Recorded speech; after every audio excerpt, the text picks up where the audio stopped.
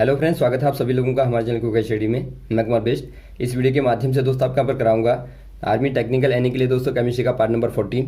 इसके पहले दोस्तों आपको 13 पार्ट कराए जा चुके हैं, जहाँ पर आपने महत्वपूर्ण क्वेश्चन को देखा। और यहाँ पर आप दोस्तों देखेंगे पार्ट नंबर 14 में भी महत्वपूर्ण क्वेश्चन को दोस्तों केमिस्ट्री के जो आपके बार बार पूछे जाते हैं और जिनकी बहुत बहुत पूछे जाने की संभावनाएं होती हैं, तो आप आराम से देखेंगे दोस्तों। और यदि दोस्तों आपने हमारे चैनल को सब्सक्राइब ना किया तो प्लीज़ सब्सक्राइब कर लें, ताकि हमारी वीडियोज़ आपको लगातार मिलते रहें दोस्तों। तो आइए शुरू करते हैं, क्वेश्चनों को देखते हैं। कॉपी और पेन आप निकाल लेंगे, ताकि आपको जो भी फॉर्मूले मिलेंगे दोस्तों आराम से आप उनको नोट कर लेंगे। देखिए पहला क्वेश्चन क्या दिखता है दोस्तों आपको। हेनरी के नियम के अनुसार गैसों में दाब बढ़ने के साथ डैश बढ़ता है। दोस्तों आपको बताना है according to Henry's law in gases and increase in pressure increase. दोस्तों यहाँ पर देखिए आपको बताना है जो हेनरी का लॉ है वो क्या कहता है। ये क्या कहता है दोस्तों, at constant temperature for a given gas dissolve in liquid, या फिर आप कहें given liquid is directly proportional to partial pressure of that gas. दोस्तों यहाँ पर देखिए जो आपका एक प्रकार से गैस का डिजोल्व होना होता है, या फिर आप कहें दोस्तों जो आपका जो सोलिबिलिटी होती है दोस्तों, वो डायरेक्टली होती है पार्शियल प्रेशर की दोस्तों। अर्थात आप कह सकते हैं जो विलेयता होती है, जो आपकी विलेयता होती है दोस्तों, विलेयता वो अनुक्रमानुपाती होती है आंशिक दाब के। तो यहाँ पर आप इसको याद रखेंगे मेनली। तो यहाँ से आपको क्या मालूम होता है दोस्तों, यदि आप प्रेशर को बढ़ाएंगे तो सॉल्युबिलिटी भी लगातार बढ़ती जाएगी, और या फिर आप कहें दोस्तों आपकी सॉल्युबिलिटी बढ़ेगी तो वहाँ पर प्रेशर लगातार बढ़ रहा होगा। तो आप कह देंगे दोस्तों यहाँ पर जो आपका यदि आप प्रेशर बढ़ाएंगे तो उससे सॉल्युबिलिटी अर्थात दोस्तों विलेयता बढ़ जाएगी। तो ऑप्शन नंबर आपका हो जाएगा दोस्तों पहला वाला ए वाला, ऑप्शन नंबर ए वाला। अगला क्वेश्चन देखिए दोस्तों, ताप बढ़ने पर विलेय की विलायकता होती है क्या होती है दोस्तों आपको बताना है। अर्थात दोस्तों आपको पूछा गया है on increasing the temperature the solubility of a solute in solvent. दोस्तों यहाँ पर देखिए आप जानते कोई सॉल्यूशन होता है दोस्तों, सॉल्यूशन में क्या होता है दोस्तों, एक आपका सोल्यूट होता है, एक आपका होता है दोस्तों सोलवेंट। सोलवेंट जो आपका होता है वो आपका विलायक होता है, जो घोलने वाला होता है, या फिर जो आपका ज़्यादा मात्रा वाला होता है। और जो आपका सोल्यूट होता है दोस्तों वो घुलने वाला होता है, या फिर आप कहें दोस्तों कम मात्रा वाला होता है। तो यहाँ पर देखिए दोस्तों, यदि आपको यहाँ पर आपको पूछा गया है जो आपका सोल्यूट होता है दोस्तों उसकी विलेयता पर क्या प्रभाव पड़ता है। यदि आप टेम्परेचर को दोस्तों आप इंक्रीज कर दें, अर्थात उसको आप बढ़ा दें। दोस्तों यहाँ पर देखिए जब आप टेम्परेचर को बढ़ा देंगे, मान लीजिए आपने कोई बर्तन में सोल्यूशन लिया, यहाँ पर दोस्तों देखिए सोल्यूशन में क्या है, ये आपके सोल्यूट और सोलवेंट के दोस्तों क्या है, मॉलिक्यूल हैं दोस्तों, अर्थात अणु हैं। अब देखिए जब आप टेम्परेचर को बढ़ाते हैं तो अणुओं की जो काइनेटिक एनर्जी है दोस्तों, अर्थात गतिज ऊर्जा है, वो क्या हो जाएगी, वो दोस्तों बढ़ जाएगी। और उसके बढ़ने से क्या होगा दोस्तों, ये मॉलिक्यूल लगातार एक दूसरे को क्या करेंगे दोस्तों, लगातार टक्कर मारेंगे, अर्थात दोस्तों हेड टू ईच अदर। तो ज़्यादा हो जाएगी गति दोस्तों उनकी, और उससे क्या हो जाएगा, सॉल्यूट का जो सॉल्युबिलिटी है, जो घुलने की दर है दोस्तों पहले की तुलना में ज़्यादा हो जाएगी, तो विलेयता बढ़ जाएगी, अर्थात सॉल्युबिलिटी दोस्तों क्या हो जाएगी, इंक्रीज हो जाएगी। तो ऑप्शन नंबर यहाँ पर आपका हो जाएगा ए वाला। अगला क्वेश्चन दिखता है दोस्तों आपको, निम्न में किसका प्रयोग रबर टायरों को भरने में किया जाता है। अर्थात दोस्तों आपको बताना है which of the following is use as filler in tyre of rubber. यहाँ पर देखिए आपने देखा होगा जो रबर के टायर होते हैं इनको दोस्तों फिल करने के लिए मेनली किसका इस्तेमाल होता है आपको बताना है। जो रबर के जो टायर होते हैं इनको भरने के लिए, इसके लिए दोस्तों मेनली इस्तेमाल होता है ग्रेफाइट का। ग्रेफाइट आप जानते होंगे जो कार्बन का क्या होता है दोस्तों, कार्बन का एलोट्रोप होता है, अर्थात अपर रूप होता है। तो ऑप्शन नंबर आपका हो जाएगा दोस्तों ग्रेफाइट डी वाला। अगला क्वेश्चन देखिए दोस्तों, निम्न में किस तत्व के लिए प्रथम आयनिक ऊर्जा अधिकतम होती है। अर्थात दोस्तों आपको बताना है the element that has the highest first ionisation energy, या फिर आप कहें पोटेंशियल या एंथैल्पी कहें। दोस्तों यहाँ पर देखिए आपको बताना है फर्स्ट आयनाइजेशन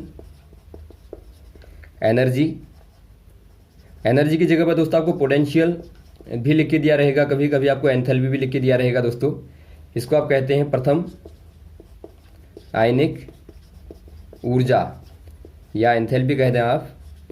दोस्तों ये होती क्या है देखिए, पहले आप समझेंगे, आपको पहले भी बताया जा चुका है। मान लीजिए दोस्तों कोई एलिमेंट है, इसके चारों ओर इलेक्ट्रॉन यहाँ पर घूमते हैं, तो पहले इलेक्ट्रॉन को निकालने में दोस्तों जो ऊर्जा की आवश्यकता होती है, जो एनर्जी रिक्वायर होती है दोस्तों, नीड होती है या रिक्वायर होती है कहें आप, तो वही ऊर्जा दोस्तों क्या कहलाती है, वो फर्स्ट आयनाइजेशन एनर्जी कहलाती है उस एलिमेंट के लिए, उस इलेक्ट्रॉन के लिए दोस्तों।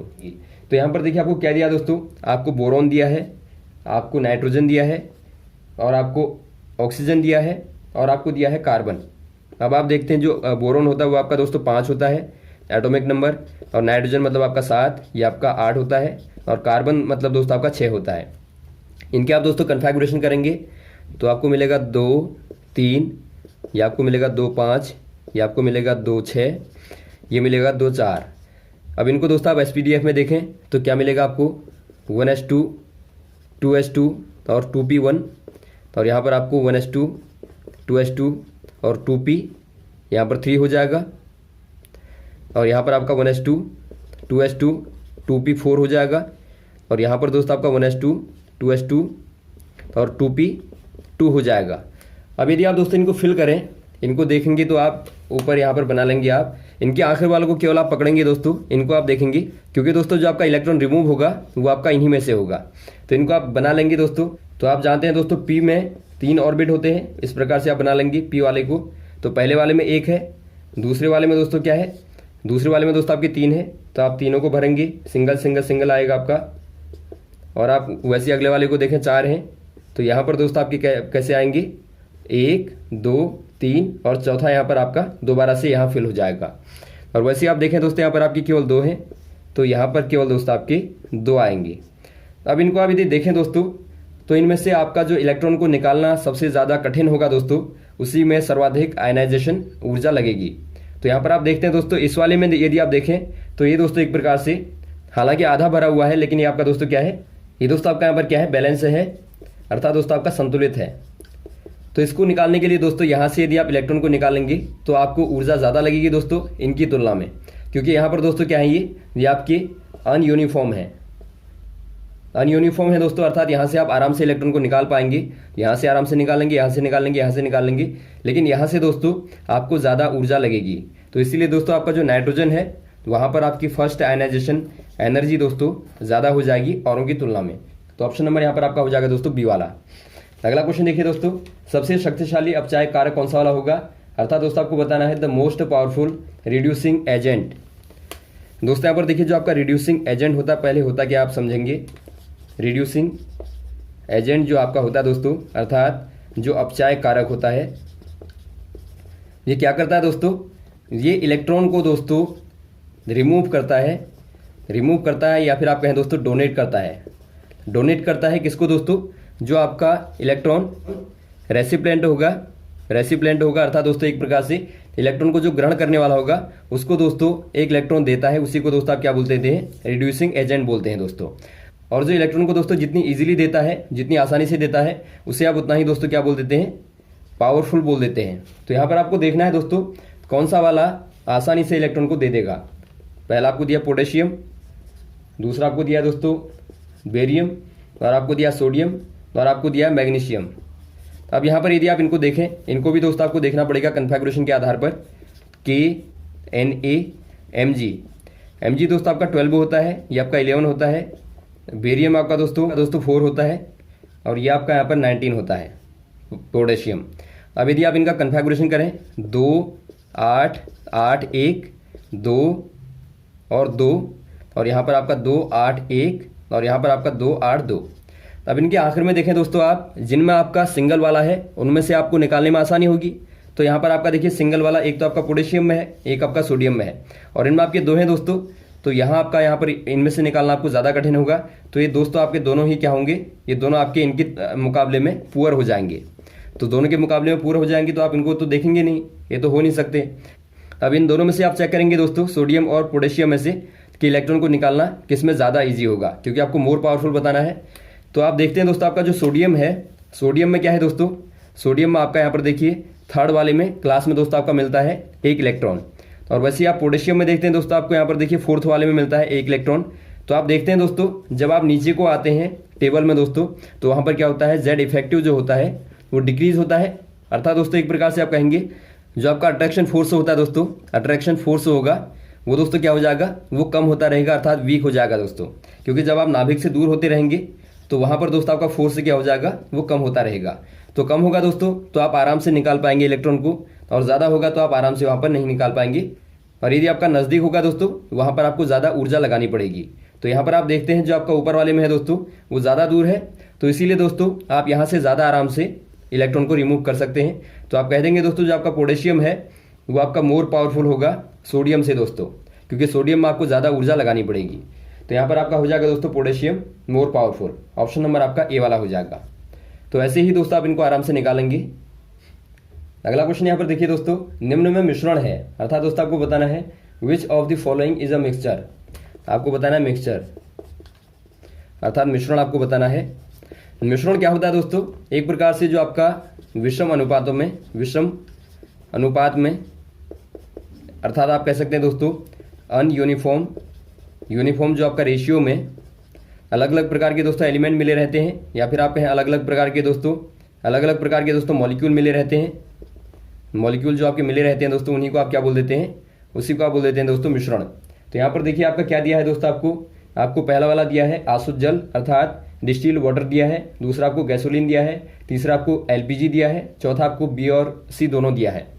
यहाँ पर दोस्तों आपका देखिए जो आपका गैसोलीन है, गैसोलीन दोस्तों आपको हमने बताया था ये आपका एलिफेटिक हाइड्रोकार्बन होते हैं दोस्तों। अर्थात दोस्तों यहाँ पर देखिए हाइड्रोकार्बन का दोस्तों एक प्रकार से क्या होता है, मिश्रण होता है। और वैसे आप देखते हैं एलपीजी में दोस्तों, तो एलपीजी में क्या होता है दोस्तों, ब्यूटेन होती है, प्रोपेन होती है, पेंटेन आदि दोस्तों इनका क्या होता है, मिश्रण होता है। तो यहाँ पर आप कह देंगे दोस्तों गैसोलीन और एलपीजी दोनों ही क्या है, मिश्रण होते हैं, मिक्सचर होते हैं। और दोस्तों जो आपका डिस्टिल्ड वाटर होता है अर्थात आसुत जल होता है दोस्तों, वो एक प्रकार से यौगिक होता है। यौगिक कहने का मतलब है दोस्तों कंपाउंड होता है, कंपाउंड होता है, यौगिक होता है। तो आप याद रखेंगे ये आपका दोस्तों वाटर जो होता है वो कंपाउंड होता है। तो यहाँ पर ऑप्शन नंबर आपका हो जाएगा डी वाला, दोनों हो जाएंगे। अगला क्वेश्चन देखिए दोस्तों, एन एलॉय इज, अर्थात दोस्तों आपको बताना है एक मिश्रातु है। एलॉय जो आपका होता है दोस्तों, एलॉय क्या होता है आपको बताना है, इनमें से ये आपका कंपाउंड होता है या एलोट्रोप होता है या आइसोमर होता है या मिक्सचर होता है। ये दोस्तों एक प्रकार का मिक्सचर होता है, अर्थात मिश्रण होता है। एग्जाम्पल के तौर पर आप देख सकते हैं दोस्तों, यदि आप पीतल को देखें तो आप क्या देखते हैं दोस्तों, कॉपर और जिंक का दोस्तों एक प्रकार से एलॉय होता है या फिर आप कहें मिक्सचर होता है। अगला क्वेश्चन देखिए दोस्तों, ज्ञात तत्वों में अधिकतम संख्या की है। आपको बताना है in non element the maximum number is of. दोस्तों यहाँ पर देखिए जो आपके नॉन एलिमेंट हैं दोस्तों उनमें आपका मैक्सिमम नंबर आपको बताना है किनका है, अर्थात जो आपका अधिकतम नंबर है दोस्तों, अधिकतम संख्या है वो किसकी है। वो दोस्तों आपके यहाँ पर देखिए मेटल होंगी, नॉन मेटल होंगी या मेटलॉइड होंगी या नन ऑफ दीज। ये दोस्तों आपके यहाँ पर हो जाएंगे मेटल। मेटल यदि आप देखें दोस्तों पीरियोडिक टेबल को यदि आप देखें थोड़ा सा इस प्रकार से आप देखेंगे थोड़ा सा, ये आपकी रहती है दोस्तों, यहाँ पर आपका एल्कली मेटल होते हैं, यहाँ पर आपके एल्कलाइन अर्थ मेटल होते हैं, और यहाँ पर दोस्तों आपके ट्रांजिशन मेटल होते हैं। तो एक प्रकार से आप देखें दोस्तों जो आपका एस ब्लॉक होता है और जो आपका डी ब्लॉक होता है दोस्तों पूरे क्या होते हैं, मेनली यहाँ पर मेटल होते हैं। और यहाँ भी दोस्तों आपके मेटल भी होते हैं और यहाँ पर आपके मेटलॉइड भी होते हैं, यहाँ पर यदि आप देखें, और दोस्तों आपके नॉन मेटल भी होते हैं जो आपके पी में होते हैं। ये क्वेश्चन बार बार आता है कि बताइए जो आपके नॉन मेटल होते हैं वो कहाँ पाए जाते हैं, तो आप पी में बता देंगे, यहाँ पर दोस्तों मेनली पाए जाते हैं। तो यहाँ पर देखिए दोस्तों आपका सर्वाधिक क्या है दोस्तों, एक प्रकार से वो आपको मेटल ही दिखाई देते हैं, अर्थात दोस्तों आपको धातु ज़्यादा दिखाई देती है। तो आप कह देंगे दोस्तों जो मेटल होते हैं, जो धातु होती है सर्वाधिक होती है, ऑप्शन नंबर ए वाला। और जो आपके नॉन मेटल होते हैं, अधातु होती है दोस्तों, वो आपकी यहाँ पर पाई जाती हैं। और जो उपधातुएं होती हैं अर्थात जो मेटलॉइड होते हैं दोस्तों, तो वो भी दोस्तों आपके यहीं पर पाए जाते हैं। अगला क्वेश्चन है दोस्तों आपका, निम्न में से कौन एक उपधातु है, अर्थात दोस्तों आपको बताना है which among of the following is a metalloid. दोस्तों यहाँ पर देखिए मेटलॉइड का मतलब आपको मालूम होगा, मेटलॉइड कहने का मतलब है दोस्तों जो आपका उपधातु है। उपधातु कहने का मतलब है जिनमें दोस्तों मेटल और नॉन मेटल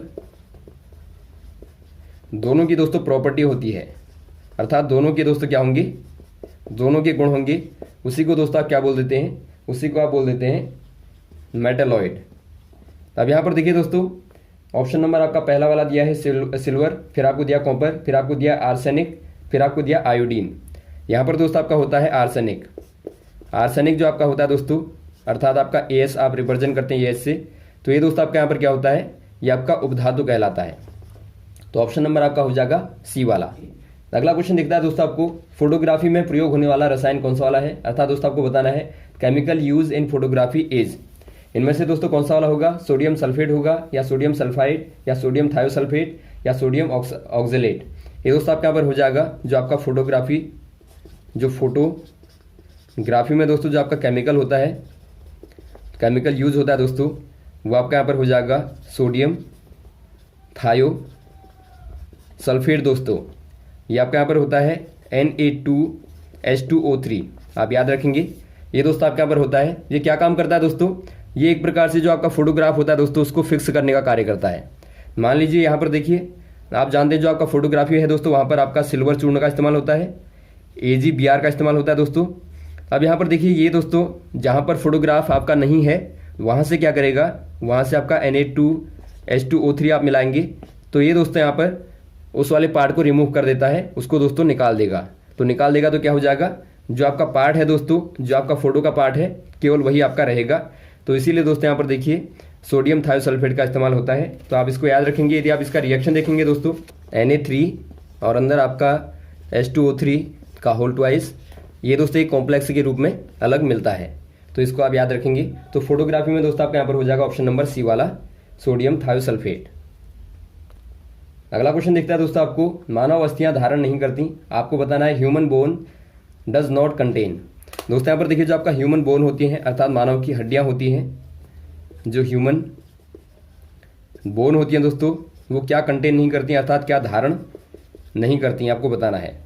पहला आपको दिया दोस्तों कैल्शियम, दूसरा आपको दिया कार्बन, तीसरा आपको दिया ऑक्सीजन, और चौथा आपको दिया दोस्तों फास्फोरस।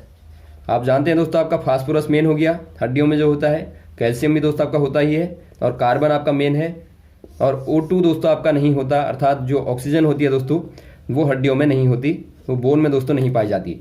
तो आप कह देंगे दोस्तों ऑक्सीजन नहीं पाई जाती, ऑप्शन नंबर आपका सी वाला दोस्तों सही हो जाएगा। तो ये रही दोस्तों आपके महत्वपूर्ण क्वेश्चन जो आपने यहाँ पर देखे, उम्मीद आपको अच्छे लगे होंगे। और भी इस प्रकार के क्वेश्चन को आपको लगातार बताते रहेंगे दोस्तों, हमारे साथ भी बने रहेगा। ओके, थैंक्स, जय हिंद, जय भारत।